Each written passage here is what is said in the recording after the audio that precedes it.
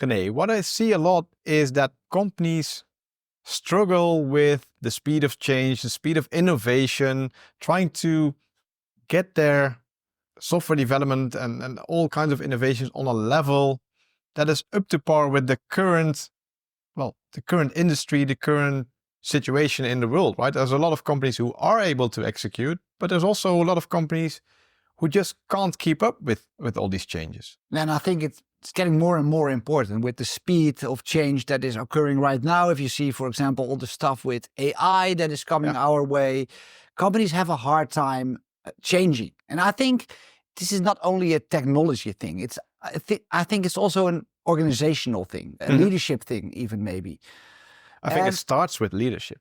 It starts with leadership, of course. Everything within an organization that needs to be managed in the organization needs to come from a certain point in time from leadership. But I talked to Marcel. He is our global managing director and CTO.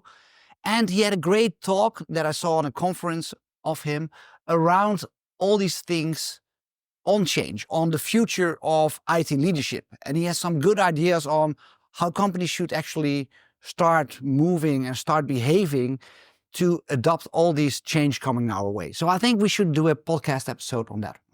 Yeah, let's do that and see how we do this within our own company.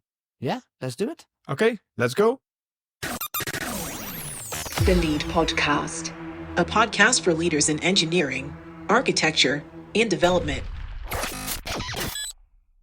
So with us today is Marcel de Vries, our colleague and also our managing director and CTO here at Xebia. And Marcel, welcome to our podcast. Thank you so much. Great to have you. And well, you had this great talk that I saw on multiple conferences actually around the future of IT or the future of IT leadership. So maybe you can introduce yourself because we already know you quite well, but maybe our listeners don't.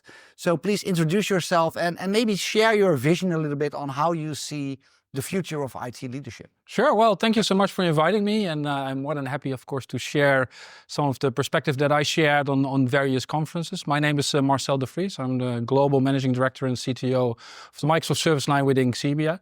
And yeah, I've been I started actually the Microsoft practice in 2014, built it up until, around 160 people worldwide that are doing consulting. And yeah, a large part of the Xebia family. So yeah, if it comes to the future of IT leadership, what I normally like to do is then have a look at first, well, what have we seen in the past so that we can make predictions into the future? Yeah, because everything starts with the past and the present, because you cannot predict the future if you don't look back at the past. That is a very smart history lesson as well. Yeah, Confucius said that was a smart idea, and I adopted that strategy. So if you look at how humans deal with change, that is actually what I would like to get to first, because that actually more or less creates a blueprint on how you see that organizations have organized themselves and also where we struggle if it comes to adopting these changes. So let me start with a little bit of a perspective here, and let's go back a few hundred years. Let's go back to the Industrial Revolution, where we had, of course, a lot of companies starting. We got the consumerization already of goods, and we got these large factories that are often near rivers, near wood, because they needed to chop the wood to actually create steam, because it was all driven by steam. And back in the days, there was this big disruption that actually only a few people saw coming, and it's really hard to predict where the future would go. So we can also project it actually on where we are today. And if you look at electricity, then you might say, well, electricity, what's the big thing there? Yeah, right? Because it was just another power source, just like wood and all the other stuff, coal. Yeah, exactly. So you could drive an engine with electricity, but you could also drive an engine based on steam. So what was the big difference there? And this is where I would like to point out that the really hard thing for humans is to step out of your frame of reference that you have. So the frame of reference back in the days was you have a big steam engine to drive a factory. And now you have electricity that can also drive the factory, but what is the big difference here?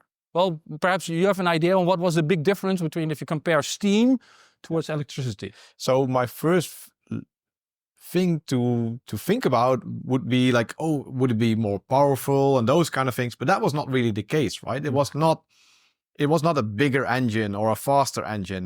Those might be small additions that were there as well. But it was basically, well, how do you power a steam engine is with coal and all those kind of things, which is really hard to actually get to that factory. Exactly. And what you see is that people then keep thinking within the bounds of the fact, okay, how do I drive that engine? But forget about the constraint in which you are confined. That it's like, yeah, your frame of reference is that. And the fun thing is that if you look at electricity, it has a very profound trait that the steam doesn't have, and that is transportability. So actually, the big disruption came not from the fact that it could drive an engine. The big disruption came from the fact that it was transportable. And you didn't have to, well, create electricity at the same spot as where the factory was, and you could then move things around. And that's where you saw urbanization, and it has a big impact, or it had a big impact Everything on our became society. lots and lots cheaper. Exactly, You don't have to build your factory near all these natural resources. You can just move away and also centralize stuff, right? Exactly. You have factories near to each other, have factories near the workers, big cities, etc. And also have people live close to the factory instead of having all the exhaust, etc., from those steam engines. And exactly. So what you see is that actually the way we look at the change in that time frame was, okay, not really of a big change, but actually was a very big change because it removed the constraint in the system that had the profound impact on actually how we operated factories and how we as human beings interacted with each other. Well, if you take it one step further and have a look at, for example, the other thing that got disrupted is the notion of the combustion engine, right? So all of a sudden we got a combustion engine, and then what was the big change there? Well, the big change there was that a combustion engine all of a sudden had the ability to create cars. And cars, all of a sudden, were something that you could not imagine the moment we got the combustion engine, because everything was with horses, carriages, the whole infrastructure was there. So could you have imagined back in the days that you would have like, what is it, a 5-road freeway, intercontinental even, or interstate, or different provinces that you would drive to? Well, that was something that is very hard to think about if you are within the frame of reference again of that time and place. And if you actually look at in 10 years, it was a big difference. In 10 years' time, all of a sudden, actually all the horse and carriages were more or less gone. It was all moved to cars. And can you imagine what the difference was in the smell in the streets? Quite different, you might say. And so it also caused a lot of other problems that were also unimaginable at first, right? Because maybe the smell of the horse poo, but cars in that, especially in that time, there was no cleaning engines or whatever. It was just steam and dirt all over the place. So there's also the famous quote of Henry Ford, right? If I would ask people to improve their horse and carriages, they would ask for faster horses. Exactly. Because that's the frame of reference that they have. Exactly. Improving the stuff that they have instead of doing something completely different, which solves the same problem. So, and if we go further in history or even more to our near history, then who knows, what was it, 2006, where the iPhone got introduced.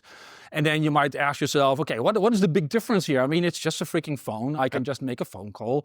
So why would it disrupt actually society as it did disrupt our society, right? At that point in time, we could not have imagined that when you would go to a pop concert, you cannot even see the artist anymore, but everybody taking a video of the artist. By the way, nobody ever watches those videos, I think, but that is actually really good for our cloud providers and selling a lot of storage to us. But the thing is that we could have never imagined the impact an iPhone or a mobile phone like that would have on our society. And it's, again, the frame of reference back in the days was something like that. And I think the iPhone not only changed the whole phone market or the communication business, but it also changed the developer business, because now all of a sudden, developers working from their home were able to build an application, land it in an app store, and have millions of users worldwide use their application. And also the funny story around this is that actually it was not only the iPhone that made the real change here, it was also the fact that the telco industry ran into this constraint of billing per minute. because billing per minute is something that is like, it's confined constraint, right? A minute is a minute. You cannot make a minute 2 minutes, so you can only up the price, but it's normally down the price, right, for a minute. So, and for the telcos, all of a sudden, and that's where actually the whole iPhone business got an extreme boost, and that's, by the way, also why Research in Motion went bankrupt, because they optimized on the minute, is that those telco companies all of a sudden said, well, let's subsidize those freaking expensive iPhones back in the days with subsidization programs, because we can now all of a sudden sell data bundles. And data bundles are not constrained. You can sell 1 megabyte, hundreds of megabytes, gigabytes, or whatever, and put a price on that. So all of a sudden it lifted the constraint actually in the telco industry, which was the big boost for actually mobile phones taking such a place in our society. And what is interesting is that it doesn't even have only impact on the way we go to pop concert, but it also gives a lot of anxiety with our kids nowadays. They're all constantly on. That's where we got the Facebooks and all the social media and all the other stuff that actually came to be because of the iPhone. And we could have never imagined that would happen. Same with the horses and the cars. I think. And I think even the same, it has impact on things not related to the phone. But if you look at business software, UX was never important in those kind of things, and now everyone using apps on their phones, etc. The people expect such user experience that they have on their personal devices also in their businesses, right? So that's where we went to the mobile first perspective, and you saw that back in the days. It was like a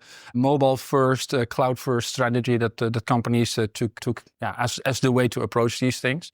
But maybe shifting a bit from these history lessons to a more perspective on, but what has IT leadership or future of IT to do with these examples? Yeah, so what you see is that if you look at history, and let me take, for example, cloud as one of the most recent disruptions that we had in our industry. What you see is that certain things happen within organizations, how to deal with these changes, right? So, for example, cloud, if you look at it again from a very simple perspective, you have your data center, and now you have what people say, other people's data center, right? The cloud is other people's data center. At least that is the way a lot of people look at cloud.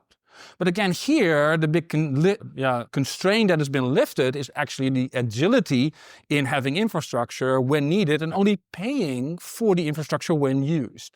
So that's really a big difference that not a lot of focus is on, but that is actually what's happening. And then you see that the people that you're asking the question are often the turkey for Christmas.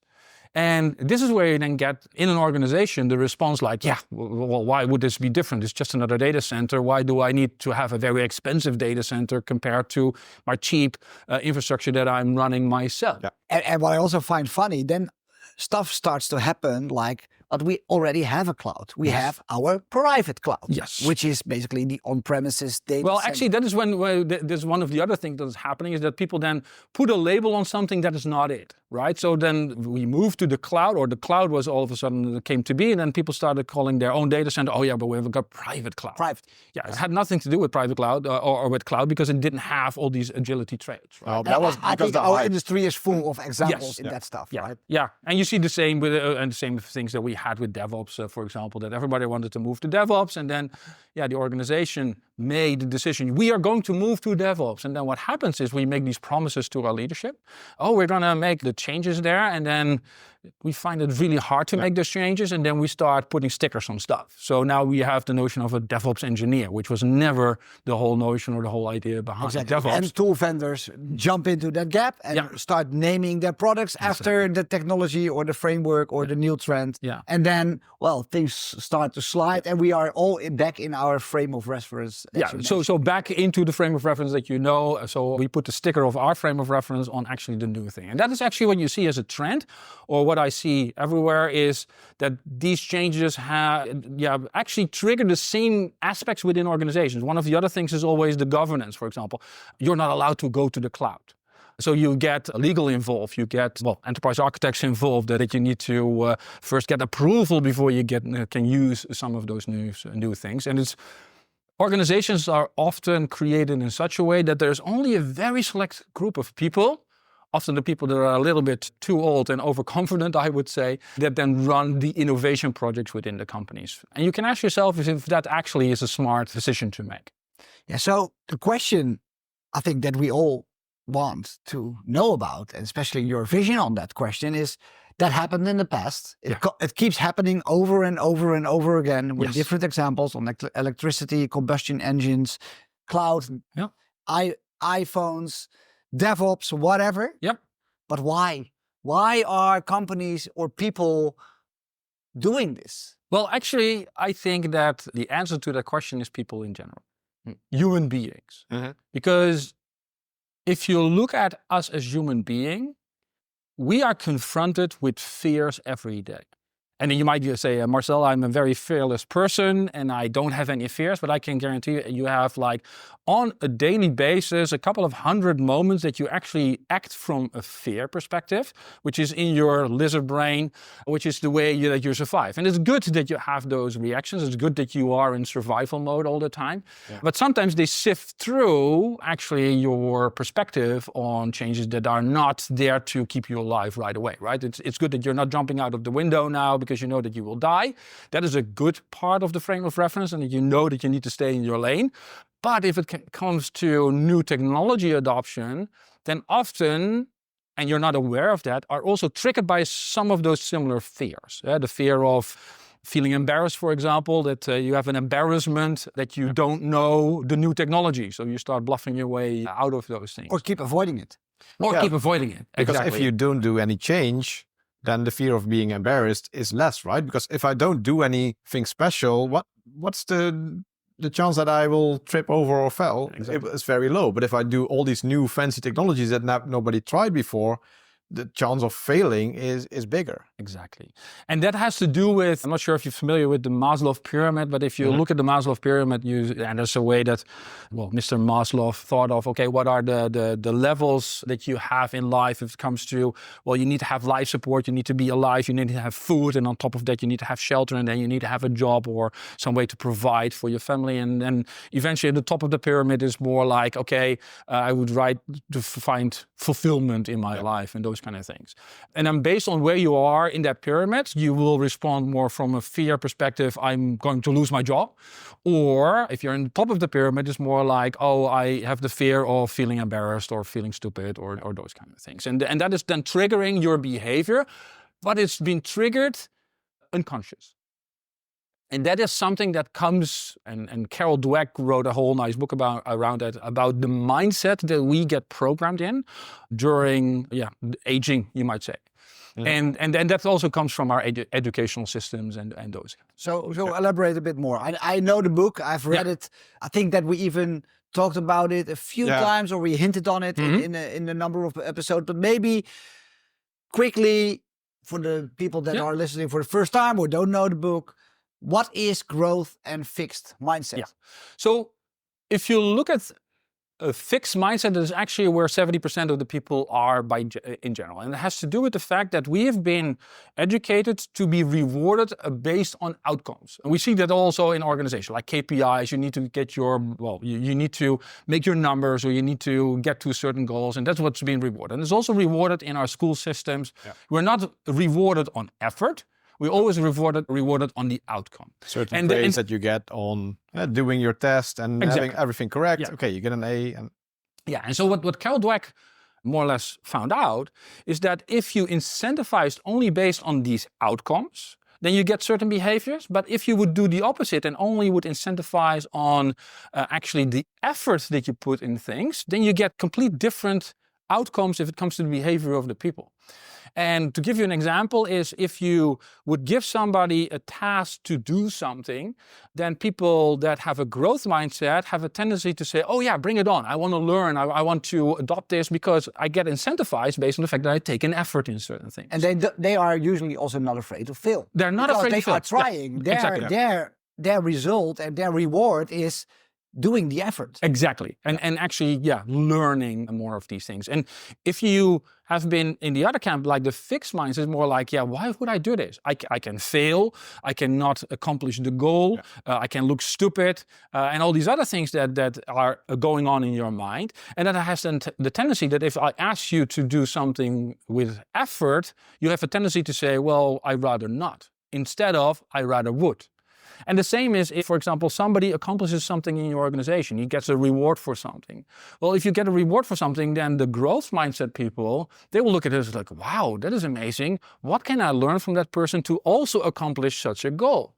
Well, the fixed mindset people will find excuses why they did not accomplish that same goal. And they will then probably have things like if it was a promotion, well, he knows the boss of the boss and their friends or their neighbors or whatever. And that would be a reason to dismiss themselves from the effort to actually get there. And I think a lot of political games that are played within organizations are based around, I want to look better than another people because then I achieve something. Yeah, and on the other side, a lot of organizations do focus on outcome and not on the effort. Yeah, exactly. And they only incentivize on making that outcome. And of course, it sounds a lot easier, right? If you make your target, then you get this. It's measurable. It's right? a lot easier to measure. I cannot measure how much effort did you take to actually get to the outcome, and that is where and we had some folks here that also did a presentation a few years ago on that we are in 100% economy. Like everything needs to be 100%, and if it's like 90%, we're not rewarded or we're not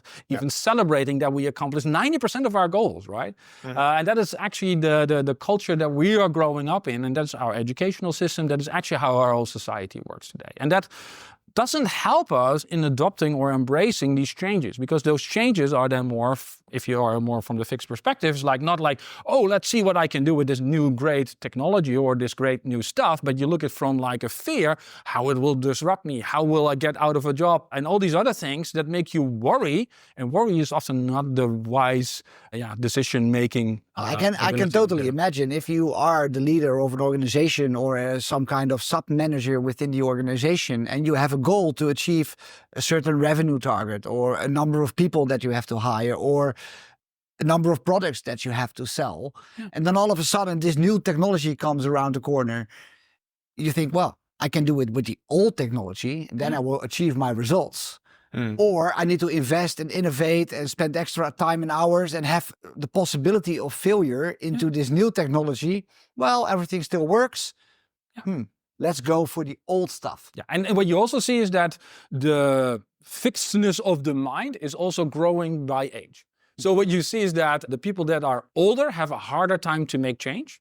And there was even the study that was somewhere around the 35 years old. That is when you tip. This is like actually when you tip to less, more resilient to change than actually wanting to change. What is interesting in this is that if you look at how an organizational structure is built, that often not the youngsters are running the company, right? It's like the older bosses or bosses that are running the company.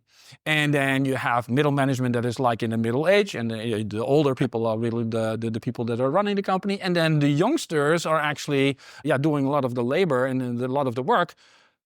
But actually, those are the ones that are best in adopting the change. And this needs to trickle through to the top, which is often the hardest part, because normally change is dictated from the top to the bottom. And also rewards, right? Exactly. It's the rewards start at setting goals at the top and then they trickle down. And it's hard to, from a fixed number, change that into efforts. Yeah, and I think that we have plenty of examples of very, very successful companies that are founded by very young people. Yes. And of course, it's really, really hard for them. But young people that are bright and successful and say, okay, now we are going to start a company, and they disrupt a complete industry. Yes. I have some examples in my mind. Right. Now, and what I find intriguing about this, and that's what I see in most organizations also where we do consult and where I have conversations with other CTOs and CXOs at different companies, is that the way they approach changing an organization is often by this department that is doing innovation, this department that is allowed to do certain things. And that's where you see that most organizations have the way to deal with change is by policy. So you have a policy that you're allowed to use something, or the policies are set by people that will then define the rules within you can experiment, for example. But the challenge there is that the way that has been done often is with, for example, the notion of let's say, a competence center. We can now create a competence center on, let's say, AI nowadays. But the challenge there is that you create a bottleneck in your organization because everybody needs to go through the COE, the Center of Excellence, to actually get something done. And this is where I always try to contrast this, is that actually in our society we found a much better way to scale than that we're doing in our organizations. Because in organizations we have then this department or this fixed group of people, or often consultants that we hire that then get to do the cool stuff. But instead of that, what you should try to do is not have the competence center as the bottleneck where everything needs to go through, but make the competence center responsible for educating everybody and making sure that you can scale the adoption within the organization, so that actually the goal is not everything through the Center of Excellence, but everything enabled in self-service preferably, if it comes to enabling a new technology. And this is why I often call that a more, the model of the police force that we normally have that sets the rules and the policies versus the lifeguard model. Because the lifeguard model, we know that in our society is, well, you learn to swim. And then the moment you start swimming, we give you some signals like, well, it's not the best weather today to go out in the sea. But if you still go to swim, we come and rescue you and ask you, are you doing okay? Do you need some more training, et cetera, which is completely the opposite on how you see that organizations operate. It's like, oh, you're not allowed to do this and you did it and now you're fired, or you're not promoted, or all these other types of instances. So that is where you see that if you look at the future of leadership and adopting more change, you need to move your organization to a different type of model to get systemic innovation in your company by actually creating more of these enabling bodies within your organization that people are trained. Train on the skill gap that is there, so that you then can create some guardrails in which people can experiment. So that, and if you now look today at AI and generative AI, well, it's probably not that 4 people that are highly paid that will come up with the nice new innovation. It's probably the people doing all the hard work every day. If you give them an environment to experiment, then all of a sudden their innovation will rise. And that is what you then can adopt and push forward in your organization. So that's actually, I think, the most important part here is go to, I would say, the lifeguard model instead of the police force in your organization. Something that I think is really foundational to this is having a certain level of trust. Yeah. Because otherwise you can't give these responsibilities to these teams, etc., to do these kind of things. And I think that's also missing a lot in... Trust is missing in a lot of organizations. So if you look at high-performance teams, that are teams that have a good trust relationship with each other. Psychological safety to also say to somebody like, hey, you're doing these great things, but here's where you can improve. And then seeing that as something that is a next step in getting better versus like, oh, he's scrutinizing me and now I'm against him. And that trust level is crucial actually to become a high-performant organization. And that is lacking in a lot of organizations, especially when you scale, when you become bigger. I mean, we've witnessed it ourselves when we were with 6 people. It was easier to have a trust triangle than that we're now with 160 people. But then you need to fight what I often call the organizational entropy, which is that everything falls back to policies, hierarchy, bosses, and clerks, which you don't want, because if you fall into that trap, then you are actually suffocating your own organization with policies and other things. But that's what I hear a lot when, oh, this generative AI is really scary. If we give everyone some education and still give them the tools to do certain things, things might happen, right? And again, the fear of what might happen. Yeah. But nobody asks yourself the question, what if I do nothing? Yeah. And this is where there might be also another risk. And I'm not saying that everybody needs to go rogue with AI and start using it everywhere. But what I'm saying is that take, for example, AI now as something that you want to educate your whole organization on, show them what is possible, and create some of the guardrails in which people can freely experiment. And that is the COE that would create the guardrails and the scale in which you can then actually adopt those experiments. And the education is also about the possibilities, but also about the risks. Like if you want to do this, take these risks into account. Yeah, absolutely. And what I think what I would like to add is we are now really talking about how to educate people on the more technological things. But with all these trust things, the growth mindset, the pyramids that we talked about on Maslow, I think one of the things that we do in this organization, because I tend to work here, so I know, is the personal leadership skills of people. How to deal with change, how to deal with feedback, how to ask questions, how to become better, how to educate yourself on a psychological level, how to overcome your traumas from the past. I think there is so much issues that people bring along in their backpack. Well, we bring us as humans to the working place, and we are and we try to think that that's not there, but it's there every day. And that is where we need to become and meet more as humans, so that we can accomplish much more. And that is something that is hard, and that is specifically something that is hard for people that have been in the industry so long and are leading our companies nowadays. I'm also an old fart already with 53, right? I would be very reluctant to change, but I strongly believe that having trust in people and seeing failure as an opportunity to learn instead of then fire or scrutinize or penalize, that is actually how you can accomplish a much better way of becoming a high-performant organization and then adopting the change if we're talking about change. And if you give these possibilities and the freedom to these teams to do these kind of things, it's also, people do things with the best intentions, right? They're not trying to cause data leaks or those kind of things on purpose. So I think if you block all those technology from people, they will still find a way. They will always find a way. People have and that's what I find so funny, that often in organizations they think they can forbid something, but I can tell you, you can try to forbid, but people will use it. People will then go home, have a copy of the document. Worst case, they even will type over the document and then put it in ChatGPT, right? I mean, you will not safeguard yourself by setting an endpoint black hole that nobody can go to ChatGPT in your organization, because the moment they get home or they're on their phone, they just do whatever they want. Yeah, so you rather embrace and create guardrails and educate on the risks than that you forbid it, because forbidding is actually, I would say, guarantee for failure. I really like that. So put your effort in helping those people and then setting up the right guardrails instead of putting that effort in forbidding it and blocking things, because that's just useless. And summarizing that, I think the future of IT leadership is then try to step out of your frame of reference, not only in terms of technology, but also in how to approach things. Absolutely. Not locking down stuff, but enabling the people in your organization, give them the trust, educate them on both technological and also psychological level, and then as a whole become better. Absolutely. I think that summarizes it all. And I think a great episode, Marcel. Thank you very much for being here and thank you for inviting us about all these great insights that you had over all these years of experience. Thank you so much. It was a real pleasure to be here. Yeah, thanks for being here. And to all the listeners, thanks for listening. Hopefully you'll listen again in 2 weeks. So, bye-bye. Bye-bye.